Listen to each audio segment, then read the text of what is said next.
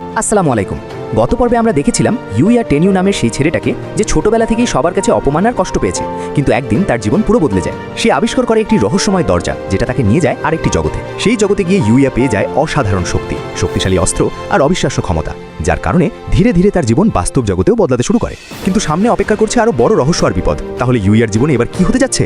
চলুন শুরু করি I got a cheat skill in another world part 2।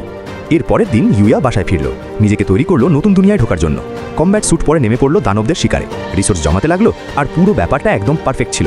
কিন্তু একটু পরেই সে খেয়াল করলো তার লেভেল বাড়ছে অনেক ধীরে। তখন সে বারবার জঙ্গলের ভেতরে ঢুকতে লাগলো। হঠাৎ একটা চিৎকার শুনতে পেল, দৌড়ে গেল সেদিকে। দেখলো জঙ্গলে অনেক মৃতদেহ পড়ে আছে, আর একটা বিশাল দানব একটা মেয়েকে অ্যাটাক করছে, মনে হচ্ছে এক্ষুনি মেরে ফেলবে। ইউইয়া দৌড়ে গিয়ে দানবটার দিকে বসা ছুড়েও দানব সেটা ঠেকিয়ে দিল আর ইউইয়াকে উপরে ছুড়ে মারলো। ছেলেটা মাটিতে আসলে পড়লো ভাই জোরে সরে। এরপর সে মেয়েটার কাছে গিয়ে দেখলো সে কেমন আছে, কিন্তু দানব আবার পেছন থেকে আক্রমণ করলো। তখন ইউইয়া সব সাহস একত্র করে আবার ঝাঁপিয়ে পড়লো। ওপর থেকে লাফ দিয়ে বো বের করে দানবটাকে একের পর এক তীর মারতে লাগলো। দানব আঘাত ঠেকিয়েছিল, কিন্তু তখন ইউইয়া তার দ্বীপীয় তলোয়ার বের করলো, দুই ভাগে কেটে ফেললো ওটাকে ভাই, হাড় থেকে হাড় আলাদা। এরপর মেয়েটার কাছে গিয়ে দেখলো সে কষ্ট করে চোখ খুলছে। একটু পরে কিছু সৈন্যের আওয়াজ শুনলো যারা মেয়েটাকে খুঁজছে। তখন সে লুকিয়ে পড়লো আর সৈন্যদের মেয়েটার কাছে যেতে দিল। এখান থেকেই শুরু হবে আসল অ্যাডভেঞ্চার ভাই। তাহলে শেয়ার করো আর লাইক দাও। চলো গল্প এগিয়ে নিই। পরের দিন ইউইয়া বাসায় বসে নিজের জামা কাপড় দেখছিল। মনে মনে বলল, এই শার্টটা স্ট্যাটিস্টিক্সের জন্য ভালো, কিন্তু রোজ একই জামা পরা ভালো না। মলে গিয়ে কিছু কিনে আসি। সে তৈরি হয়ে মলে গেল, কিন্তু সে যাওয়ার পর থেকেই তার চেহারা সবার নজর টানতে লাগলো। কেউ চোখ সরাতে পারছে না। ইউইয়া তখন অস্বস্তি অনুভব করলো। মনে মনে বলল, এরা সব পাগল হয়ে গেছে নাকি? আমার দিকে এইভাবে তাকাচ্ছে কেন? আমার যা দরকার সেটা তাড়াতাড়ি নিয়ে চলে যাই। বেচারা বুঝতেই পারছে না যে সবাই তার প্রশংসা করছে। সেই একই মলে সেই সময় হিকারু নামের একজন বিখ্যাত ফটোগ্রাফার একটা ফটো সেশন করছিল। দুজন বিখ্যাত মডেলও সেখানে ছিল। মেয়েটা আগে সব রেডি করে নিয়েছিল, কিন্তু ছেলেটা এখনো আসেনি। ডাইরেক্টর রেগে একদম আগুন, বলছে কাজের সময় মতো আসাটাই সবচেয়ে বড় কথা। যে ছেলেটা আমাদের গুরুত্বই দিচ্ছে না তাকে বাদ দিয়ে অন্য কাউকে নিতে হবে। বাকিরা বলল, এই মলে ভালো কাউকে পাবেন কোথায়? ডাইরেক্টর বলল, আমার বিষয় আমি সামলাবো। এদিকে ইউইয়া কিছু জামা দেখছিল। দুটো মেয়ে এসে সাহায্য করতে চাইলো। তার চেহারা একদম মুগ্ধ। ইউইয়া ভদ্রভাবে না বলে দিল আর একা চলতে লাগলো। এসকেলেটরে নামার সময় হিকারু তাকে দেখলো, চোখ আটকে গেল। বলল, এই সেই ছেলে যাকে আমি চাই। দৌড়ে গিয়ে সব বলল আর প্রপোজ করলো যে আজকের ফটো সেশনে কার সাথে ছবি তুলবে। ইউইয়া যখন জানলো যে সাহায্য দরকার, রাজি হয়ে গেল। মিওর সাথে শুটিং শুরু হলো। দুজনের সৌন্দর্য এতটাই অসাধারণ ছিল যে মলের সবাই যা হাতে ছিল সব ফেলে দিয়ে দাঁড়িয়ে দেখতে লাগলো। ইউইয়া অবশ্য কিছুই বুঝছিল না, আর মেয়েটার জন্য মনে মনে একটু রাগও ছিল। কিন্তু ছবিতে যখন নড়াচড়া করতো প্রতিটা ছবিই হচ্ছিল অসাধারণ। সারা দিন ধরে শুটিং চলল। ইউইয়া বুঝলো ফ্যাশন মডেলের কাজ অনেক কঠিন, সে যা ভেবেছিল তার চেয়ে অনেক বেশি। এই একই সময় দ্বিতীয় দুনিয়ায় যে মেয়েটাকে ইউইয়া বাঁচিয়েছিল সে জ্ঞান ফিরে পেয়ে তাকে নিয়ে ভাবছে। বলছে, আমি নিশ্চিত যে সেই লোকটাকে দেখেছিলাম যে আমাকে বাঁচিয়েছে, তাকে ধন্যবাদ দিতে চাই। সৈন্যরা বলল, ধন্যবাদ দেবে কাকে? ওই জায়গায় কেউ থাকে না। কিন্তু মেয়েটা বলল, আমাকে আবার যেতে হবে। এদিকে মলে ইউইয়া আর মিউ পাশাপাশি বসে কথা বলছিল। সেশন শেষে ইউইয়া জিজ্ঞেস করলো, তুমি এত ভালো করো কিভাবে? তোমার মতো কাউকে এর আগে দেখিনি। মিউ বলল, আমি ভালো না কিছুই না, সব আসে প্র্যাকটিস আর লক্ষ্যের পথে এগিয়ে যাওয়া থেকে। যদি তুমি এভাবে চালিয়ে যাও আমার চেয়ে অনেক ভালো হয়ে যাবে। এই কথা শুনে ইউইয়ার মন আনন্দে ভরে গেল। মিউ তখন তার হ্যান্ডকারচিফ বাড়িয়ে দিল ঘাম মুছতে। ইউইয়া বলল, এটা তোমারটা, নিতে পারবো না। ঠিক সেই মুহূর্তে সেই ছেলে এসে হাজির হলো যার শুটিংয়ে থাকার কথা ছিল। অহংকারে একেবারে ফুলে আছে। মেয়েরা তাকে দেখে চিৎকার করলো আনন্দে। সে সোজা মিউয়ের কাছে গিয়ে দেওয়ালে হাত রেখে বলল, আমায় ইগনোর করছো কেন? বলেছিলাম একসাথে বেরোবো। মিউ অস্বস্তিতে পড়ে গেল। সেই তার হ্যান্ডকারচিফের উপর পা দিল। ইউইয়া দেখলো, রাগ এসে এগিয়ে গিয়ে বলল, মেয়েটা তোমাকে চায় না, সরে যাও। সরে এগিয়ে গিয়ে ঘুষি মারতে আসলো। ইউইয়া তার হাত ধরে মাটিতে ফেলে দিল সবার সামনে। ছেলেটা লজ্জায় লাল হয়ে গেল। আর যে মেয়েরা তাকে পছন্দ করতো তারা এখন ইউইয়ার দিতে ঝুঁকে পড়লো। হিকারু গেল সে ছেলের কাছে, বলল, তোমার সবকিছু ক্যামেরায় ধরা পড়েছে, আজ থেকে তুমি আমার সাথে কাজ করবে না, এখান থেকে চলে যাও। ছেলেটা মাথা নত করে দ্রুত চলে গেল। এরপর ডাইরেক্টর এসে ইউইয়াকে ধন্যবাদ দিল। মিও তাকে কৃতজ্ঞতা জানালো আর সে অনেক খুশি ছিল। ডাইরেক্টর তখন ইউইয়াকে অফার দিল যে সে তাদের সাথে ফ্যাশন মডেল হিসেবে কাজ করুক। বলল, টাকার চিন্তা নেই, অনেক দেব। ইউইয়া বলল, তোমাদের মতো সুন্দর মানুষদের সাথে কাজ করা এটা তো স্বপ্নের মতো, কিন্তু দুর্ভাগ্যবশত এখন আমার সেই সুযোগ নেই এবং এই ধরনের কাজে নিয়মিত থাকার সক্ষমতা নেই। ডিরেক্টর বলল, ঠিক আছে, তোমার সিদ্ধান্তকে সম্মান করি, কিন্তু এই জামাগুলো তোমার জন্য উপহার হিসেবে নিয়ে যাও। ইউইয়া খুশি মনে রাজি হলো। সবাইকে বিদায় জানিয়ে বাসার দিকে রওনা হলো। মিউ আর ডিরেক্টর তাদের গাড়িতে উঠে চলে গেল। কিন্তু বোঝাই যাচ্ছিল মিউ সত্যি ইউইয়ার প্রেমে পড়ে গেছে। তার সাথে ছবি তুলতে পেরে সে মনে মনে অনেক সুখী ছিল। এরপর ইউইয়া বাসায় ফিরে জামাগুলো ঝুলিয়ে রেখে নতুন দুনিয়ার জন্য তৈরি হলো। জঙ্গলে গিয়ে দানব শিকার করতে লাগলো।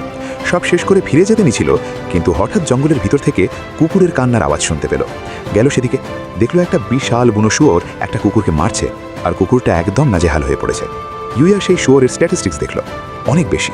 সে জানে পারবে না, যেতে নিল, কিন্তু কুকুরের কান্না আবার শুনল, আর থাকতে পারল না।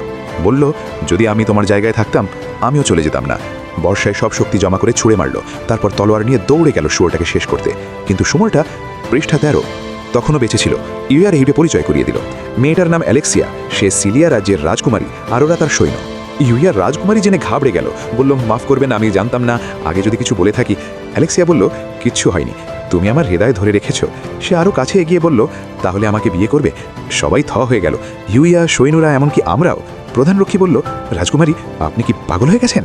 কোনো মেয়ে কি এভাবে প্রস্তাব দেয়? অ্যালেক্সিয়া তাকে থামিয়ে দিয়ে ইউইয়ার দিকে এগিয়ে বলল, প্রথমবার দেখেই তোমাকে ভালোবেসে ফেলেছি।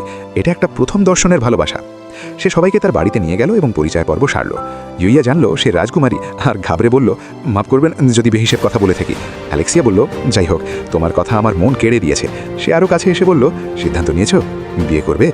ইউইয়া একটু হেসে বলল, তোমার এই অনুভূতি আমাকে সত্যি খুশি করেছে, কিন্তু এখন এই নিয়ে ভাবার সময় হয়নি। লেক্সি একটু থেমে বলল, তুমিই ঠিকই বলেছ। যে প্রেমের গল্প শুরু থেকেই সহজ, সেটার স্বাদ কম। আমি তোমাকে ছাড়বো না, তবে চলো বন্ধু হিসেবে শুরু করি। ইউইয়া এসে বলল, এই সম্মান আমের রাজকুমারী। অ্যালেক্সিয়া আনন্দিত হলো। ফেরার পথে প্রধান সৈন্য ইউইয়াকে বলল, রাজার কাছে চলো, রাজা ধন্যবাদ দিতে চান। ইউইয়া রাজি হলো না, বলল, পরে কখনো। আর লেক্সি যাওয়ার সময় গাড়ির জানালা দিয়ে বলল, পরের বার আমাকে ভালোবেসে ফেলবে, চলি। ভাই, আল্লাহ তোমার সহায় হোক ইউইয়া। পৃষ্ঠা 14। এদিকে একজন রহস্যময় লোক ক্ষোভে পড়ছিল, কারণ সে সৈন্য পাঠিয়েছিল লেক্সিকে মারতে, কিন্তু দানবগুলো সৈন্যদেরই মেরে ফেলল। সে বুঝতে পারছে না কেন দানব মেয়েটাকে মারেনি। ইউইয়ার কথা এখনও জানে না। ইউইয়া তখন বাসায় ফিরে নতুন জামা পরে স্কুলে রওনা হলো। রাস্তায় যে পাশ দিয়ে হাঁটছে সবাই তাকিয়ে থাকছে।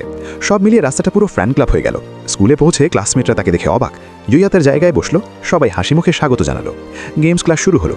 ইউইয়া সিঁড়িতে বসে দেখছিল। কিছুক্ষণ পর কাইরি নামের একটা সুন্দরী মেয়ে এসে তার সাথে কথা বলতে লাগলো। ইউইয়াও কথা বলল। এই ছেলে কাউকেই ছাগে না। কিন্তু হঠাৎ একটা বল ভুল পথে কাইরির দিকে আসতে লাগলো।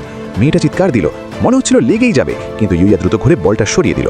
সবাই থমতে গেল, বুঝলো এই ছেলে সাধারণ না। পরে ইউইয়া ওপরের ক্লাসে গেল। শিক্ষক গ্রামার পড়াচ্ছেন। ইউইয়া বসে আছে, একটুও বুঝছে না। বাইরে তাকিয়ে দেখলো কাবুরি ইশারা করছে। সেও হাত নাড়ল। কিন্তু হঠাৎ রেড জ্যাকেলস গ্যাং মোটরসাইকেল নিয়ে স্কুলে ঢুকে তাণ্ডব শুরু করলো। শিক্ষক ভয় পেয়ে বললেন, এখন তোমাদের সেলফ স্টাডি সময়, বলে পালিয়ে গেলেন। প্রিন্সিপালও বাইরে গেছিলেন। বাচ্চারা সুজন পেয়ে মজা করতে লাগলো। কাবুরি একা সামনে এগিয়ে বলল, তোমরা এখানে কেন এসেছো? কে এভাবে স্কুলে ঢুকে? টেংজিন ভাইরা বলল, তুই আমাদের ভাইকে নিয়ে এই একাডেমিতে ঢুকিয়েছিস, সেটা আমাদের স্বপ্ন ছিল, তোর কাছ থেকে প্রতিশোধ নেব। কাউরি বলল, পুলিশ এসে যাবে একটু পরে। ওরা বলল, আসুক, তার আগেই তোকে তুলে নিয়ে যাব। গ্যাংয়ের কিছু সদস্য এগিয়ে এলো। মেয়েটা দাঁড়িয়ে রইল, করার কিচ্ছু নেই। তখন ইউইয়া 4 তলা থেকে নিচে দেখছিল, কিছুই বুঝতে পারছিল না। যেতে চাইল, কিন্তু হঠাৎ তার পা কাঁপতে লাগলো। তার মনে পড়ে গেল সেই সব দিনের কথা, যখন ওরা তাকে বুলি করত, মারত, আর সে কিছু করতে পারত না। মাথা ঘুরছিল, মনে হচ্ছিল পড়ে যাবে। কিন্তু সে পেন দিয়ে হাতে চাপ দিল, সজাগ হলো, বলল, আমি ঠিক আছি, এবার দাঁড়াবো। জানালার কাছে গিয়ে লাফ দিল।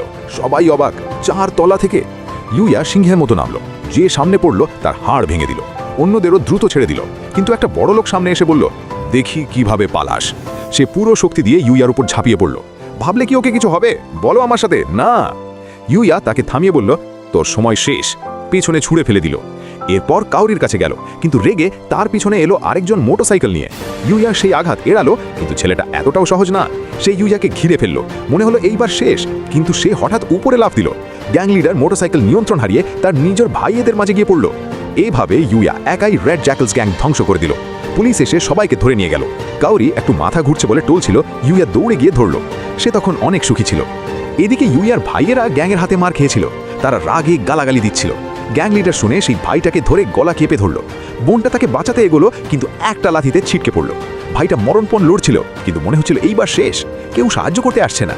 গ্যাং লিডার আরও চাপ দিচ্ছে, কিন্তু হঠাৎ ইউইয়া এসে পড়ল। গ্যাং লিডারকে ছুঁড়ে ফেলে দিয়ে ভাইটাকে টেনে বের করলো। লিডার উঠে আবার মারতে আসলো, কিন্তু ইউইয়া তার দিকে শুধু একবার তাকালো। সেই চোখের দৃষ্টিতে লিডার থমকে গিয়ে নিজেই পিছিয়ে গেল। ভাই তখন ইউইয়াকে বলল, তুই আমার জন্য কেন এলি? আমি এর যোগ্য না। ইউইয়া বলল, পরিবারের কাউকে ছেড়ে থাকতে পারি না। সবচেয়ে বড় কথা হলো তুই এখন ঠিক আছিস। সবাই তখন কেঁদে ফেলল। দৃশ্যটা সত্যিই অনেক আবেগের ছিল। কিছুদিন পরে ইউইয়া আবার নতুন দুনিয়ায় ঢুকলো। আরও ভেতরে গেল জঙ্গলে, বেশি দানব মারলো, লেভেল বাড়ালো। সব শেষে চলে যেতে নিয়েছিল, কিন্তু হঠাৎ জঙ্গল থেকে একটা কুকুরের ডাক শুনল। গেল দেখতে, একটা বিশাল বুনো শুয়োর কুকুরটাকে মারছে, আর কুকুর একদম অসহায়। ইউইয়া শুয়োরের স্ট্যাটিস্টিক্স দেখল, তার চেয়ে অনেক বেশি শক্তিশালী। সে চলে যেতে নিল, কিন্তু আবার কুকুরের কান্না শুনল। আর পারল না। বলল, যদি আমি তার জায়গায় থাকতাম আমিও ছেড়ে যেতাম না।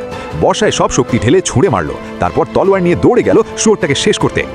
এভাবে ইউইয়া টেনজোর জীবন দিন দিন আরও রহস্যময় হয়ে উঠতে থাকে। নতুন শক্তি, নতুন শত্রু আর নতুন বন্ধু, সবকিছুই যেন তার জীবনে একের পর এক এসে হাজির হচ্ছে। কিন্তু সামনে ইউইয়ার জন্য অপেক্ষা করছে আরও বড় বিপদ আর অবিশ্বাস্য ঘটনা। সেগুলো কি তা জানার জন্য অপেক্ষা করুন I got a cheat skill in another world and became unrivalled in the real world 2 part 3 এর জন্য। ভিডিওটা ভালো লাগলে অবশ্যই লাইক, কমেন্ট, সাবস্ক্রাইব করবেন। ধন্যবাদ সবাইকে।